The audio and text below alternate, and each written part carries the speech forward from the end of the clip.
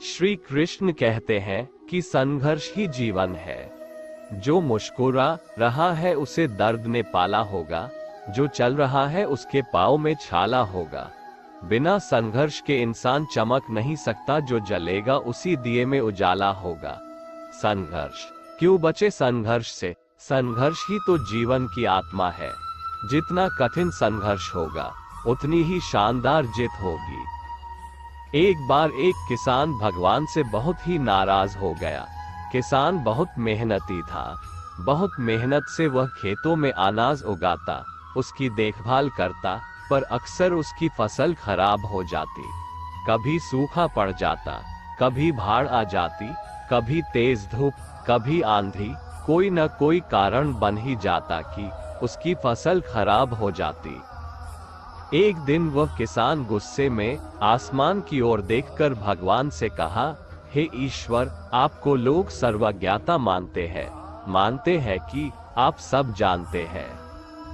कहते हैं कि आपके इच्छा के बिना एक भी पत्ता नहीं हिलता, पर मुझे तो लगता है कि आप छोटी सी छोटी बात भी नहीं जानते।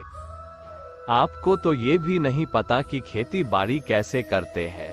अगर आप जानते होते तो हर समय जो बाढ़, आंधी और तूफान आते हैं वो कभी नहीं आते। आप नहीं जानते कि कितना नुकसान उठाना पड़ता है हम किसानों को।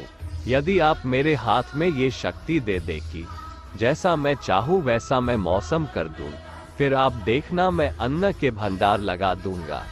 भगवान इस किसान के तीखे वाक्य सुनकर मुस्कुरा रहे थे और वह किसान के सामने प्रकट होकर बोले, मैं आज से तुझे ये शक्ति देता हूँ कि तुम अपनी खेतों पर तुम्हारी जैसी इच्छा है तुम वैसा मौसम कर दोगे। मैं बिल्कुल भी दखल नहीं दूंगा, तुम्हारी इच्छा से सब कुछ होगा। किसान बहुत खुश हो गया। किसान ने गेहूं की फसल अपनी खेतों में बोई।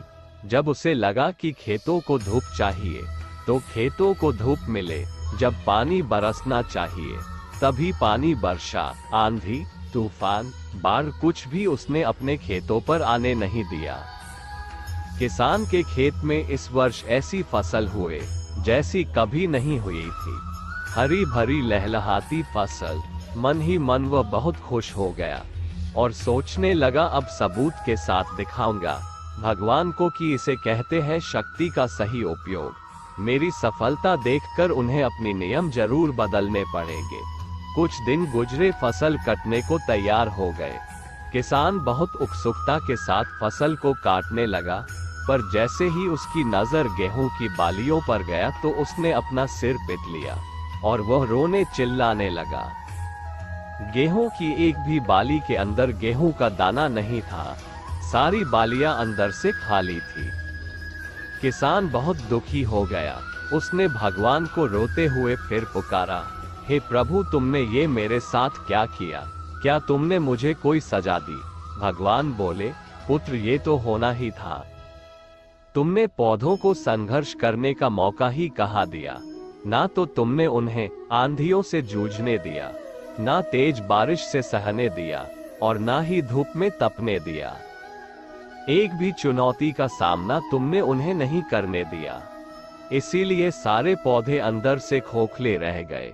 जब आंधी, तूफान, तेज बारिश और धूप पड़ती है तभी ये पौधा अपने अस्तित्व को बचाने के लिए संघर्ष करते हैं और इसी संघर्ष से एक बल पैदा होता है जिसमें शक्ति होती है, ऊर्जा होती है, और यही ऊर्जा पूर्ति तेरे गेहूं के दानों की तरह जो नहीं फूटी। तूने उन्हें कठिन परिस्थितियों से गुजरने ही नहीं दिया जहां उनके अस्तित्व का जन्म होता। सारे बालियां इसीलिए खाली है, इसमें एक भी गेहूं का दाना इसलिए नहीं है क्योंकि तुमने अपने पौधों को संघर्ष कराया ही नहीं। याद रखिए, स्वर्ण में सवर्णीय आभा तभी आती है जब वह आग में तपने, गलने और हथौड़े से पीटने जैसे संघर्षों से गुजरता है। कोयले का टुकड़ा हीरा तभी बनता है जब वह उच्च दाब और उच्च ताप की मुश्किल परिस्थितियों से गुजरता है। इसी तरह यदि हमारी जिंदगी में कोई संघर्ष ही ना हो, कोई चुनौती ही ना हो, तो हम भी गेहूं की बालियों की तरह खोखले रह जाएंगे। कोई अस्तित्व नहीं होगा हमारा। विपरीत परिस्थितियां, चुनौतियां, समस्याएं हमें और अधिक निखारती है। यदि जीवन में कठिन परिस्थितियां और चुनौतियां आए तो घबराना मत, बल्कि सामना करना, विश्वास करना कि आप और अधिक निखर जाओगे और अधिक मजबूत बन जाओगे। किसी ने कितना सही कहा है, जिंदगी जीना आसान नहीं होता, बिना संघर्ष कोई महान नहीं होता। जब तक ना पड़े हथौड़े की चोट, तब तक पत्थर भी भगवान नहीं होता। Thanks for watching. Don't forget to like, comments and share.